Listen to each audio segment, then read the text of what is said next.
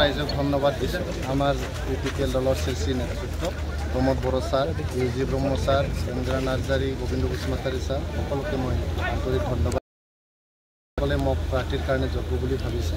আৰু মোক চৰাইবিল সমষ্টিতে প্ৰাৰ্থী বনাইছে আজি ইয়াৰ কাৰণে মই অশেষ ধন্যবাদ দিছোঁ আমাৰ দলৰ হাইকমাণ্ডক লগতে মই যদি চৰাইবিল সমষ্টিৰ পৰা আজি প্ৰাৰ্থী আছোঁ ইয়াৰ পৰা যদি জিকি মই জনপ্ৰতিনিধি হৈ যাওঁ জনপ্ৰতিনিধি হ'লে চৰাইবিল সমষ্টিটো 40টা সমষ্টিতে এটা মডেল সমষ্টি আৰু চবতকৈ উন্নত সমষ্টি কেনেকৈ বনাব পাৰোঁ ইয়াৰ কাৰণে মই যত্ন কৰিম চৰাইবিল সমষ্টি বুলি নহয় গোটেই বিটিআৰত যিমান জাতি জনগোষ্ঠী আছে সকলোকে মই সেৱা আগবঢ়াই যাব বুলি মই প্ৰস্তুত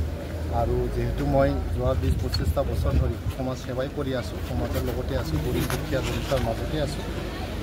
এইটো ৰাজনীতিত আহি পেলাই ছেম কামেই কৰিম মই আৰু বেছি মানে ক্ষিপ্ৰতাৰে আমাৰ যি দৰিদ্ৰ সীমাৰেখাৰ তলত থকা পৰিয়ালবৰ্গ আছে পিছ পৰি ৰৈ যোৱা জাতি জনগোষ্ঠী আছে তেখেতসকলক সেৱা আগবঢ়াই নি কেনেকৈ সকলো জাতি জনগোষ্ঠীৰ অধিকাৰ সুনিশ্চিত কৰিব পাৰোঁ তেখেতসকলৰ ভাষা সংস্কৃতি পৰিচয় আৰু বুৰঞ্জী কেনেকৈ উন্নত কৰিব পাৰোঁ ইয়াৰ কাৰণে মই কাম কৰি যাম যিহেতু বহুত জল্পনা কল্পনা প্ৰত্যেকজন ইউপিপিএলৰ কৰ্মীয়ে চৰাইবিল সমষ্টি উদ্ধাৰ কৰিম বুলি দৃঢ়তাৰে কাম কৰি আছে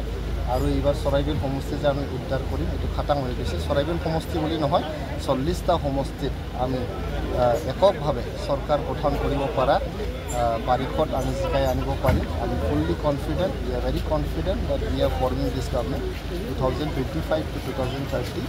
there will be a stable government led by Pramod BJP আপোনাৰ কাৰণে কিবা হেয়াৰ হ'ব পাৰে নেকি সব দলে ইয়াতে খেলিব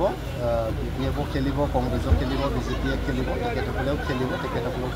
ৰাখিব এইখিনি আজি বিটিআৰ প্ৰতি বিটিআৰত এটা বঁটা বলিছে এটা ঢৌ উঠিছে এটা জোৱাৰ উঠিছে যে প্ৰমোদ বড়োৰ নেতৃত্বত আকৌ এবাৰ চৰকাৰ হ'ব লাগে বুলি এটা জোৱাৰ উঠিছে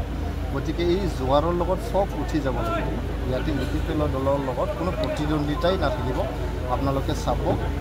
ছেপ্টেম্বৰ মাহৰ শেষৰ ফালে যেতিয়া ৰিজাল্টটো দিব মই আপোনালোকৰ লগত আকৌ কথা পাতিম তেতিয়া আপোনালোকে দেখিব যে প্ৰমোদ বড়ো ডাঙৰীয়া কিমান মৰম দিছে কিমান আশীৰ্বাদ দিছে তেখেতে যোৱা 5টা বছৰত ইমান কষ্ট কৰি 24/7 কাম কৰি পেলাই ইয়াতে শান্তি স্থাপন কৰিছে জাতি জনগোষ্ঠী সকলোকে লৈ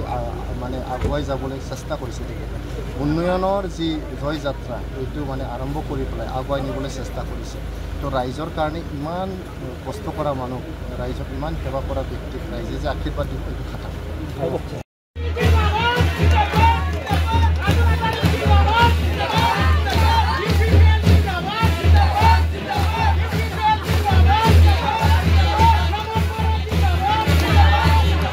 যিকোনো খবৰৰ বাবে যোগাযোগ কৰক 7099017330 লগতে 7099017110 নম্বৰত